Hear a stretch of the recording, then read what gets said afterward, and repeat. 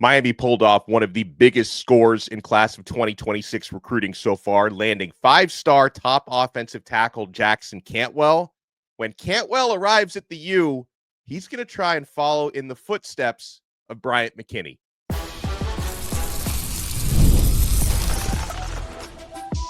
You are Locked On Canes, your daily podcast on the Miami Hurricanes, part of the Locked On Podcast Network, your team every day. I am Alex Donno, University of Miami alumnus, co-host of Locked On ACC, and writer for Canes County at Rivals. And thank you so much to the everydayers for making Locked On Canes your first listen and your first watch. We're available free wherever you get your podcasts. We're free on YouTube. We're part of the Locked On Podcast Network, your team every day. Today's episode is brought to you by FanDuel. Right now, new customers can get $200 in bonus bets when your first $5 bet wins. On today's Locked On Canes, we'll talk about the outlook, including the offensive line for this upcoming 2025 Miami Hurricanes football season. The offensive line development, because I guess David Pollack, formerly of ESPN, did not get the memo that Miami's not such a bad place to go if you play offensive line. But before we introduce our super special guest for the day, let's introduce our Tuesday co-host. Yep. It is a Tuesday. Bruce Warner on a Truth Teller Tuesday. How you feeling about that offensive line, Bruce? Oh, I'm feeling great. Well, Cantwell won't play this year. He's only 16 years old, and he's got another year to go. But anyway, we'll talk to our guest about the O-line because we know it's pretty darn good. There's really only one area that we have some concern about, and it's not really a concern, which is left guard, because we're set at the other positions. So I'm bringing on a former guest of ours, but a current friend of mine. And I'm really excited because the last show he did with us, the numbers were through the roof with all the comments, and the viewership was pretty wild. So this is a perfect person to bring on. Plus, he has a connection to this Cantwell recruiting that we won the other day. So here's my buddy Bryant McKinnie, and I'm thrilled he's here. Thanks a lot, buddy. Thanks for having me. Our pleasure, man. As soon as we got Cantwell, I called him up and I said, "Hey, I don't care if he was on not that long ago. I want Bryant back on the show." Oh, and yeah. then I wind up being a sponsor on something, which we'll get to later. So anyway, Bryant, welcome back to the show, my friend. Thank you for having me. You're welcome. So go ahead. What do you got there, Alex? You want to know? I told you he would talk about the Cantwell. So here's the man.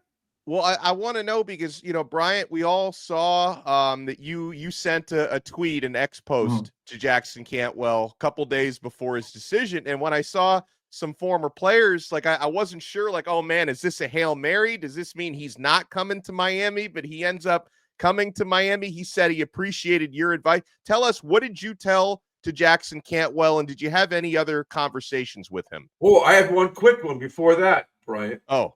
Did you do this on your own, or did somebody ask you to do it? That seems to be the big question. Okay. Well, I had a discussion with Mike Rump, who, is my former teammate, and we were just talking about offensive line and things like that. And he was like, "We really need this guy." And I was like, "Okay." He was like,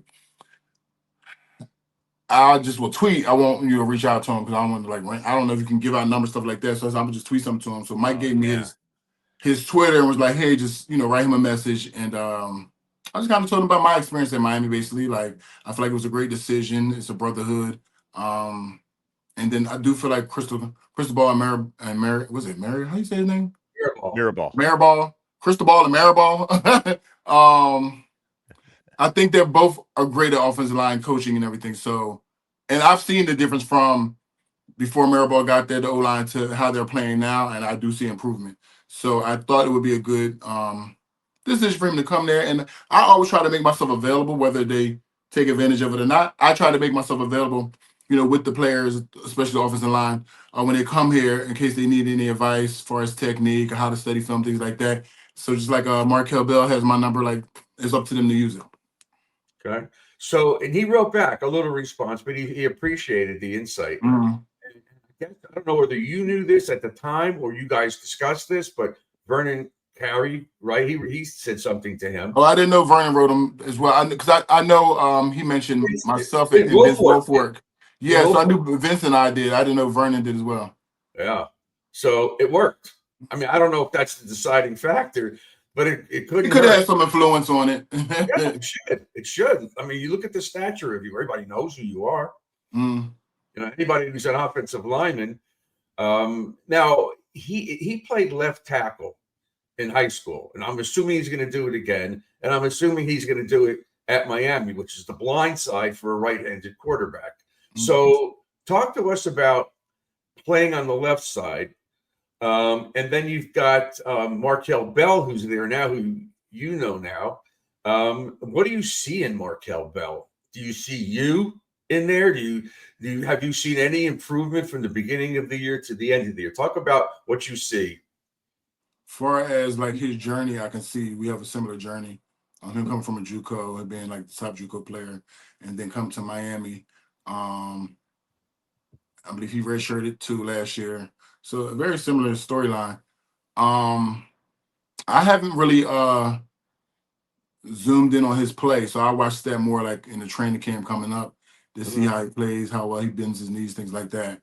But I feel like as long as he has good feet and and hands, I mean, he should be pretty good. He's a big guy, as you can see. He's a little taller than me. Yeah. Wow. So I feel like he should do well. He doesn't know how to use his size. Yeah, so I was talking to Alex about it. He's not 6'4", he's not 6'5", he's 6'9", whatever the heck he is. Mm-hmm. Yeah. But in terms of that, playing on the left side, I would assume, and I'm not a lineman, footwork is critical to what he has. I'm gonna say it's critical because the defensive end, the right defensive end, is always the more athletic defensive end that you're going to go against each week. And playing left tackle, a lot of times you will find yourself on the island and you'll have one-on-one matchups. Your guard normally going to go in. In my situation, the guard normally would go in to help the center, so it would leave me on a one-on-one matchup with their most athletic defensive lineman. So that's why you have to have great feet. Yeah, that's what you did when you went up against Dwight Freeney. Although he was not real tall, but he was quick. Definitely was quick. Ran like a low 4 or something, in the 40, and was able to get very low, and things like that. So he had a spin move, that crazy spin move that was kind of working on everybody. So you just have to be very athletic. You have to kind of be big but very mobile. All right, and he's got that, but he's got to work on his feet. Okay. Well, I haven't seen his feet yet, so I don't know how his feet are. Oh, you haven't? Okay. Well, he looked like a lot better at the end of the year than he did at the beginning. When that's and good, he's now being progress. Projected as a draft pick next year. With his size, of course he's going to get picked. Mm-hmm. Well, we are talking with one of the best to ever do it at the University of Miami and in the NFL. Bryant McKinnie is with us, and got some questions for Bryant about bringing game to the next level when it comes to offensive linemen, to become better in pass protection for guys who start out with the better foundation and run blocking, because I think that's going to be the case for Jackson Cantwell. You want to keep it locked right here. The legend Bryant McKinnie is with us. We are only getting started on this brand new episode of Locked On Canes. You want to keep it locked. Oh, my friends, we are only keeping it locked right now to FanDuel. It is that time of year. The NBA playoffs are in full swing. Every night delivers highlight-worthy performances, major momentum shifts, and can't-miss moments. Whether it's a game-winning shot or a breakout player, there's never been a better time to get in on the action than right now. FanDuel makes it easy to stay in the game before tip-off and live. With player props, performance trends, and same-game parlays, fans have more ways than ever to play smart and win big. Guys, live betting is a game changer. I've been doing great with these Florida Panthers games. Thankfully, they keep winning, and they're on to the Eastern Conference Finals. And if you're new to FanDuel, it's the perfect time to sign up.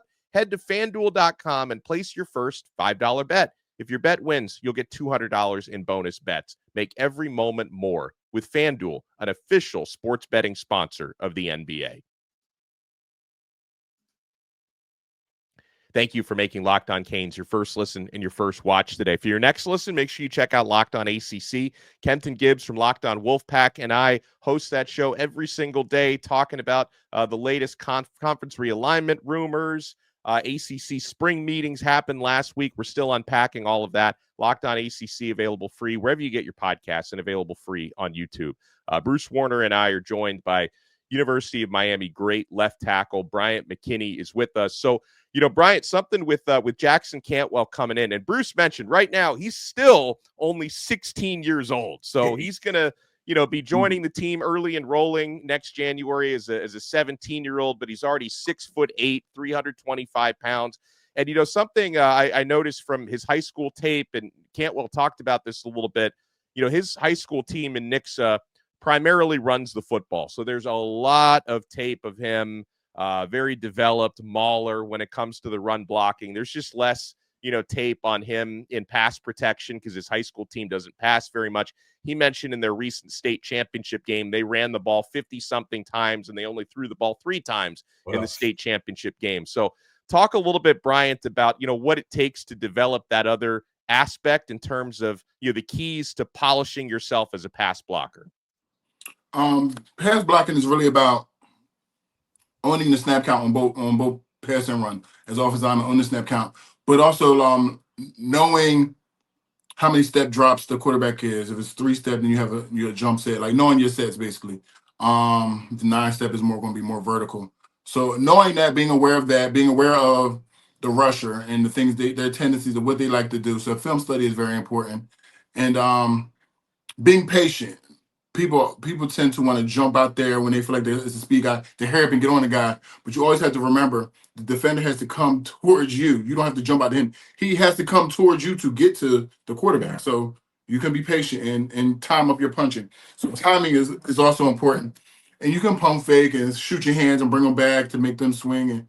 And then, it's all mental. It's mind games, really. And you just use that throughout the game. Not even just in pass, but like sometimes it could be a draw. You can make them anticipate his pass set and swipe them up the field. So a lot of things out there is kind of like body language, mindsets, and this is really just trying to just fool the guy on if it's run or pass. But he's got great coaching. But I may be wrong, but I have a funny feeling he's going to reach out to you, because I'm sure he knows who you are, and I'm sure he looks up to you, and I'm sure that Mario and Alex will be thrilled to have you work with this kid. I don't know how involved you are or would be, but you're the perfect guy to teach him, because I think he's going to play left tackle just like you. Yeah, I'm open to it. Like I said, they just have to reach out to me, and we could just plan when I need to come down and work with them. Do the coaches reach out to you? Not really. Really? You could just pop in anytime you want anyhow. Yeah, I'm pretty sure. I just don't really know the schedule like that. So the people who reach out to me the most is either going to be Jessica Green, part of the alumni program. She's one who gets me to come down for, I think there's a Legends Camp coming up on like June 8th or something like that. So, okay, so she's the one who reached out for me for that. And then Mike Rump, if he needs me to do something, he'll follow up and kind of ask me sometimes to do the same thing that Jessica already asked me to do. So between Mike Rump and Jessica Green. Awesome. Well, it's pretty exciting that we got this kid in the first place. But according to what we're hearing, they're not done. There's a few more offensive linemen that they want. One of whom is Booker Pickett's. I don't know if you know Booker. I know Booker. But his son, Cannon, he's a 3-4-star guard who I believe he's going to come here. It's between us, Florida, and Clemson. So, the offensive line now, these young kids, because Alex and I mentioned the other day on the show, it looks like 4 of our 5 starters will be gone next year. Then you need to build up what we have on the bench right now. Yeah, so they need experience. So definitely got to build that up and then give them experience and as well as backups. Okay, so yeah, so it'll just be a reloading season for them. Well, they're reloaded. I noticed Bruce and Bryant. One of the things I was listening to, Jackson Cantwell was interviewed by Gabby Arudi at 24/7 a couple days ago, and he mentioned when he came down for a game day visit when Miami played Duke, something that he noticed about, the rotation is they were getting, 7-8 offensive linemen into the game, that they didn't just run the whole 5. And so he liked that other players were getting opportunities to get on the field and develop. And I want to talk about that development a little bit, because there were some sour grapes comments that came out from college football analysts. He's also, he's probably a Georgia homer because that's where he played. David Pollack, formerly of ESPN, like he was, obviously Georgia, his school were the ones that seemingly came in second for Cantwell. He was talking about how, I would never pay allegedly $2 million in NIL to a left tackle. Then he's like, and why would you choose Miami. He mentioned that, in the past 3 years, Miami's only had, since Cristobal's been at Miami, like a 7th round pick and a 5th round pick on the offensive line, which is stupid, lazy commentary to imply that Alex Mirabal and Mario Cristobal don't develop offensive linemen. First of all, the guys that they actually recruited are heading into their 3rd year. So Francis Malinoa, who Mario recruited and who Mario and Mirabal developed, is probably going to be a 1st round pick next year. Do you ignore the guys that they coached up at Oregon, which included Penei Sewell? They coached and developed at Oregon. So I thought that was a really lazy argument to claim that Miami doesn't develop offensive linemen, because obviously, Bryant, between Mirabal and Cristobal, there's been plenty of development happening there. I agree. I think that was just a lazy comment. He didn't really do much research or really put thought into it and just looked at the past 2-3 years. When I was going to say myself, but I think all the guys now who they recruited are now going into their senior year, correct? Junior and senior, because they're their first full recruiting class was 2023, because 2022 they had like 2 weeks after Manny Diaz was fired. Okay. So the 2023 guys, they're headed to their 3rd year, so true juniors and redshirt sophomores. Gotcha. Yeah, and I think Inez Cooper's going to get drafted too. He's pretty good. Yeah. So the drafting part, but the comment just seemed like Georgia felt that they're Georgia. They'll get who they want. Why would anybody go anyplace else? And it was their cockiness and their attitude might have cost them, because they were talking about some sort of a Georgia discount. Like, we'll give you money, but we're not giving you that kind of money because you're going to play for Georgia. Well, and that's why people are saying Miami got him because of money. But no, they got him for some of your reasons. This is a family. When you come down here, it's a family. Guys like you show up. The parents are welcome. They feel a part of this. I know Mario looks at the parents and the family structure and gets them involved. And you have these things, these legends camps where you guys show up and introduce yourself to these young guys. That's impressive. The sad part is that the last 15, 20 years, the team hasn't done that much. And so now Mario really has to either turn it around, which he's starting to. And I think this is a big year.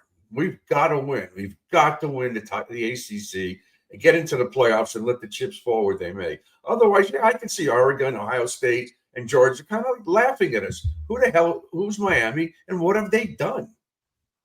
Because I just feel like a lot of schools hate on us regardless. You know what I mean? They're going to find a reason to dislike Miami, discredit Miami. That's been going on for years. When we were really good and even when we were just average, they still – if you watch teams play, they might not have a good season, but they beat Miami. It's like that's the thing. So Miami still holds weight in some degree because I just watch teams who, when they do beat us, it's like they're Super Bowl. Like, you know what I mean? So, and it still carries for all these years. And I'm pretty sure that the coaches who were really probably a part of the era from when I played are now the head coaches, and they're like really just putting that into, their players' heads of, make sure we defeat Miami. So across the board, a lot of people never really like, you either love Miami or hate Miami, and a lot of people tend to hate them. And that's just how it is too, even in the recruiting phase. It's like, why would you want to go to Miami? Why not? We're almost a quarter of a century since we won the title in 2001. Yeah. But you know what? You're right. People love to beat us, and 2, people don't want us to get good. Now, maybe the networks do for financial reasons. Right. But Florida State, Georgia, Ohio State, they don't want us to be good. They just want us to be just like we've been the last 15, 20 years. Right, like we're sleeping in the woods. But that's not Mario's mentality. He wants to win, and he's doing everything he can. And we have a great shot this year because I think our defense is going to be much better, which will make it easier for our offense. Last year, our offense had to score despite the defense. Now we're going to have to score. Maybe we'll get the ball in better field position, better, strip sacks. Yeah, so last year I was like, had a great offense, put up 50-plus points. And I was like, sheesh, but y'all letting them score like 49. Why is it still close? So I definitely hope that they're on the defensive side, that secondary, whatever that was, I definitely hope that got cleared up because it was a lot. No, I know. When we come back, I want to talk a little bit about Bryant McKinnie's recruiting process when he was making his decision from junior college to pick the University of Miami. You want to keep it locked right here Alex Donno, the truth teller Bruce Warner, Miami Hurricanes legend and national champion Bryant McKinnie right here on this brand new episode of Locked On Canes. You want to keep it locked.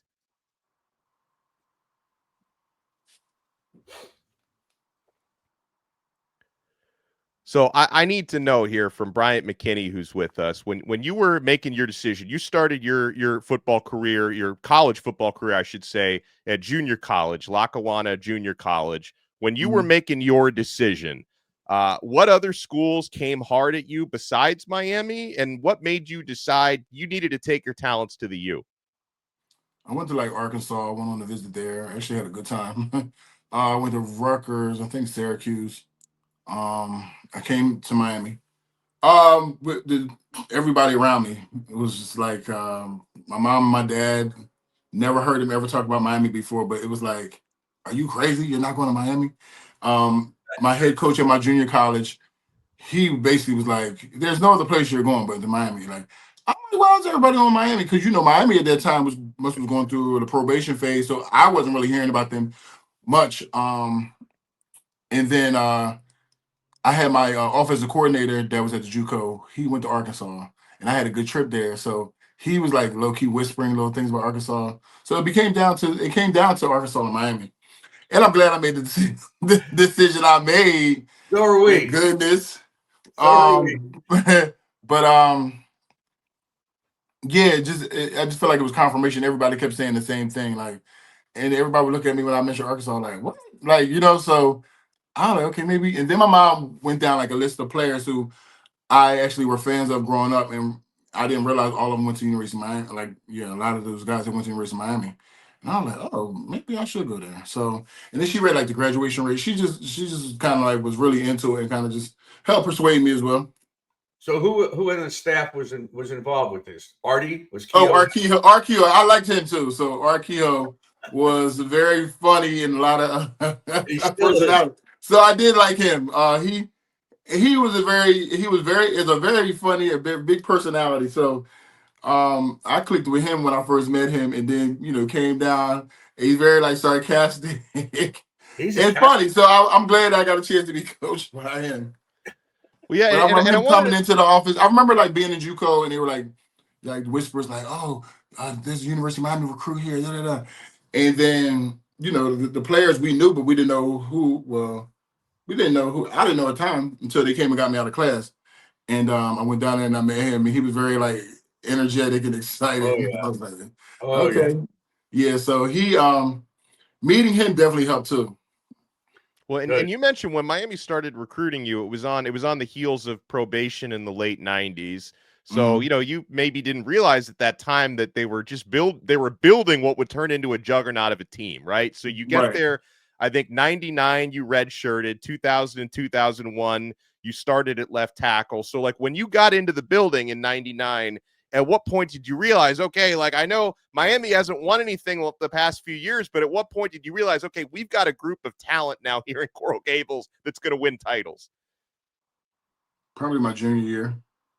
Like my first year there, I was like, oh, this team I feel like it was a pretty good team. We went like 9-3. I was like, it's a pretty good team. But then by the time I really played in my junior year and I started seeing like Reggie and Santana and like just different guys playing, I was like, this is a pretty good team. Like, and then we ended up only losing like one game, like the second game of the season. That's when I knew, like, oh, this is a great team that's been assembled. Like, because I always used to look at the 2000 team as like one of the best teams, And then you have 2001 that came right behind it and ended up winning the national championship, and it added a lot of great additional players to that team as well. So 2000, 2001, I felt like were two great teams. Yeah, and you were like, what is it, a computer? I don't know what's a computer glitch, but because of the stupid computer the year before in the 2000 team. Yeah, we could have went to the national championship. Oklahoma at home, and you would have beat their brains in. Not like Florida State scored 2 points. Come on. Right. You would have had 2 titles in a row. Easily. Yeah, we could have. And the thing was, I remember us going to the Sugar Bowl and they say, okay, beat Florida. And then the only time we'll ever cheer for Florida State is we beat Florida and then we pull for Florida State to beat Oklahoma. We'll share it. But that didn't happen. And that's how that started the whole controlling your own destiny. After that, and that was our motto going into the 2001 season is controlling our own destiny and not having to rely on anybody to lose, do anything else. Right, and you also didn't have Butch anymore. We had Coker, and I know that. Well, he had his own ideas on the offense because he was involved with it. And I remember, even when Dennis got there after Jimmy left, the defensive guy said, "I don't care what you do, don't touch this defense." And he didn't, the defense. But now the defense is changing for this year. We have a new D coordinator. We have Damian now coaching the D tackles. And I think we're going to go back to what we saw when you played, and even prior to that, where they're going to be very aggressive on defense and let those pass rushers get up the field and stop stunting and all these other little things that they were doing wrong last year. Because I always said to Alex and on the show, I don't understand how our offense could be so good and practice against the defense, and the defense never got better. How do you practice against the most prolific offense in the country and you don't improve at all? Can you explain any of that stuff? That was something I thought getting better was the purpose of practice. You would get better. So I don't know, but maybe the offense was just so far ahead. I have no clue how you practice. Yeah. I felt like me, even as an individual, like the guys that I went against at practice helped me become better. Going against those guys at UM, having Jared Allen in Minnesota, having Terrell Suggs in Doomerville and Baltimore, like those guys made me better. So there's no way I can't get better in my craft if I'm going to get somebody who's pushing me, so yeah. I'm not sure what's going on. I don't know if anybody was pushing. If they scored that many points in a games, I can't even imagine what happened on the practice field. They must have been going up and down. Right. It's we're laughing about it. It's not funny. But it's not. But I never thought about it like that, but that's true. Right. I never thought about it until just now. But I thought about what I said, but there is no explanation for it. So I do want to mention this event that you have on Thursday. So why don't you tell everybody what it is, what it's about, and how important it is? This Thursday is my third annual B Major Foundation Cocktails and Conversation mental health awareness event. It's a fundraiser that I use this fundraiser to pour back into the community. So I do a back to school drive. I do something called Operation Turkey, where I give out 2,000 meals on Thanksgiving Day, and I do a toy drive for the community. This event is a mental health panel, and I have therapists, life coaches, people of that stature, and I also have a former NFL player. I have recording artists. I have an actress, Sean T. He's like a fitness enthusiast. Those different people, they're all type of people that are on the panel, and everybody kind of shares their story and their journey, what they've been through, why mental health and having therapy is okay, especially for men, because I feel like a lot of men try to keep things bottled up to themselves and don't feel like they can or want to open up to anyone. But overall, just checking on people's mental health to prevent any type of breakdowns and make sure, everyone's doing good. So it gives you a lot of pointers, little tips. Bring a notepad, take some notes, or you can do it in your phone. But it's very educational. I feel like it's very uplifting as well. And a lot of times people feel like they are suffering. A lot of people tend to be suffering in silence, but coming to this event, you'll get to hear maybe some people are in a similar situation or were in a similar situation. You get to hear how they got through it. So I feel like it's very important. People can purchase tickets. They can go to Bryant, BryantMcKinnie.com, and you can purchase tickets or make a donation towards the charity. The event is Thursday, May 22nd at the Seminole Hard Rock inside of Dare Nightclub. Doors open at 7 p.m. Show starts at 8. Great event. Yeah, and I'm very proud to be a sponsor. Yes, you are. Thank you very much. You're very welcome. My pleasure. I'll see you on Thursday. Absolutely. But is there a question and answer session? Listen, as a family, there is. I see this all the time. I see this all the time, and I'm involved with a lot of these guys, especially inner city guys, kids. They're not even allowed to see their kids. There's so much going on. It's so bad. And I have so many clients that the mothers take the kids and the father aren't involved. It's just a mess. And a lot of this is mental health. There's a lot of narcissism involved. There's a lot of stuff that has to be corrected. And the world seems to be not doing so well. So this is the perfect thing for people to get involved with. And I'm very fortunate that I can be involved with this with you. And I appreciate it. You're very welcome. Yeah. And we appreciate what Bryant's doing because, again, raising awareness for this. And like you said, especially for men, there's a lot of stigma that is unnecessary to be able to see and hear from other people that are going through the same struggles, and to know that there's light at the end of the tunnel, I think is key. And I look forward to hearing Tommy Harris speak on Thursday. Now, remember I said that, Bruce. I think he's going to give a good story and how he's overcame a lot of different things. So look forward to hearing from Tommy Harris. Yeah, I mean, and not that I'm talking about me, but you know where I grew up. I grew up with Caesar in Newark, and that's not exactly an easy place to grow up. You have a lot of issues that you're dealing with, but I learned a lot. I wouldn't change my childhood for the world, and I'm looking forward to this thing on Thursday night, and I'm very glad to be a part of it with you. Oh, appreciate it. You're welcome. Love it. Well, great stuff here, as always, from Bryant McKinnie, legendary Miami Hurricanes offensive lineman, NFL player, B-Mac, for sharing that wisdom with us on the O-line. Great event he's got coming up with mental health. Thank you so much, Bryant, for joining us. We appreciate your time. Thanks for having me. We'll see you Thursday, buddy. All right, okay, see you.